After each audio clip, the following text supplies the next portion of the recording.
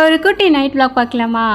என்னடா எடுத்தோடனே பிஸ்கட்டை பாட்டுக்கிறீங்க, பிஸ்கட் சாப்பிட போகிறீங்களான்னு நினைக்காதீங்க. இது ஃபுல்லாக காஞ்ச மிளகா இருக்குது. இது மாமி வரும்போது ஊர்லேருந்து கொண்டு வந்த மிளகா, அதை தான் அந்த டப்பாவில் போட்டு வச்சுருக்கேன். கொஞ்சம் கீரை பொடி, அதுக்கப்புறம் சில்லி ஃப்ளெக்ஸ்லாம் ரெடி பண்ணி வைக்கலான்னு சொல்லி எடுத்திருந்தேன். அண்ட் கையோட டின்னருக்கு என்ன பண்ணலான்னு யோசிச்சுட்டு சேமியா போட்டுலாம் சிம்பிளாக அப்படின்னு சொல்லிட்டு அதுக்கு வெங்காயம் தக்காளிலாம் எடுத்து வச்சேன். சரி, இந்த சேமியாவை கொஞ்சம் பிரியாணி டைப்பில் பண்ணலாம் அப்படின்னு சொல்லிட்டு தான் வீடியோ எடுக்கிறதுக்கே நான் ஸ்டார்ட் பண்ணேன். ஆனால் சேமியா பாக்கெட்டை பார்த்துட்டு பிள்ளைங்க எனக்கு வேணாம், உனக்கு வேணாம், பசிக்கலை அப்படின்ட்டாங்க.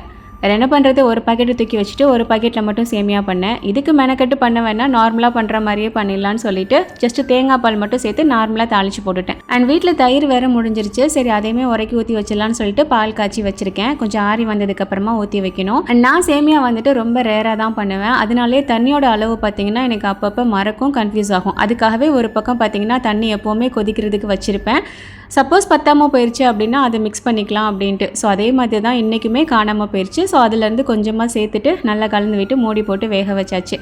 அண்ட் இந்த கீரை பொடி அப்படிங்கிறது பார்த்திங்கன்னா நிறைய பேர் எங்கிட்ட கேட்டுகிட்டே இருக்கீங்க. ஆக்சுவலாக அது கீரையில் பண்ணுறது இல்லை, கீரை சமைக்கும் போது அண்ட் எல்லா வகையான பொரியல் பண்ணும்போது கடைசியாக சேர்த்துப்போம். நல்ல டேஸ்ட்டு சூப்பராக இருக்கும், நல்ல ஃப்ளேவர்ஃபுல்லாக இருக்கும். இன்ஸ்டாவில் நிறைய பேர் டிஎம் பண்ணுறீங்க அதோட ரெசிபி கொடுங்க அப்படின்னு சொல்லிட்டு. ஸோ இன்றைக்கி கொடுத்துடலாம் அப்படின்னு தான் இதை எடுத்திருந்தேன். அண்ட் அதுக்கப்புறம் சேமியாவில் பார்த்திங்கன்னா கொஞ்சமாக நெய் சேர்த்து மிக்ஸ் பண்ணி வச்சுட்டேன். கொஞ்சம் ஆறி வந்தது அப்படின்னா நல்ல உதிரியாக வந்துடும். அப்புறம் காஞ்ச மிளகா பார்த்திங்கன்னா சில்லி ஃப்ளெக்ஸ்க்கும் வேணும், அதுக்கப்புறம் கீரை பொடி பண்ணுறதுக்கும் வேணும். நான் இப்போ சேர்த்துருக்கேன் இல்லையா, இதில் பாதி அளவுக்கு கீரை பொடிக்கு தேவைப்படும்.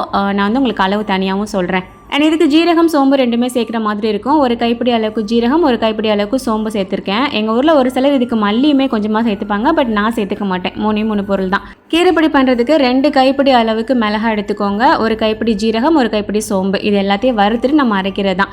முதல்ல சில்லி ஃப்ளெக்ஸ்க்கு மிளகா மட்டும் அரைச்சி தனியாக எடுத்துக்கிட்டேன். அதுக்கப்புறமா கீரைப்பொடி பண்ணுறதுக்கு மிளகாவை ஒரு தடவை பல்ஸ் பண்ணிவிட்டு அதுக்கப்புறமா சோம்பு ஜீரகம் சேர்த்துட்டு நல்லா கொரன்னு அரைச்சி எடுக்கணும், ஃபைனாக அரைக்கக்கூடாது.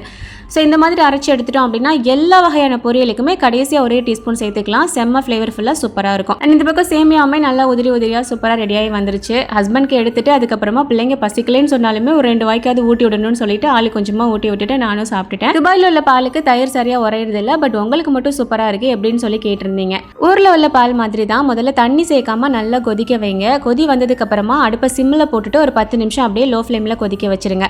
அது லேசான சூடு வரும் இல்லையா, தொடுற மாதிரி. அந்த சூடு வந்ததுக்கப்புறம் 3 டேபிள் ஸ்பூன் அளவுக்கு தயிர் சேர்த்து விஸ்க் வச்சு நல்லா கலந்து விட்டுட்டு அப்படியே வச்சிட்டிங்கன்னா காலையில் நல்லா உறைஞ்சிரும். அது அப்படியே ஃப்ரிட்ஜில் வச்சுட்டு எடுத்தீங்க அப்படின்னா கடையில் வாங்குற மாதிரியே சூப்பராக இருக்கும்.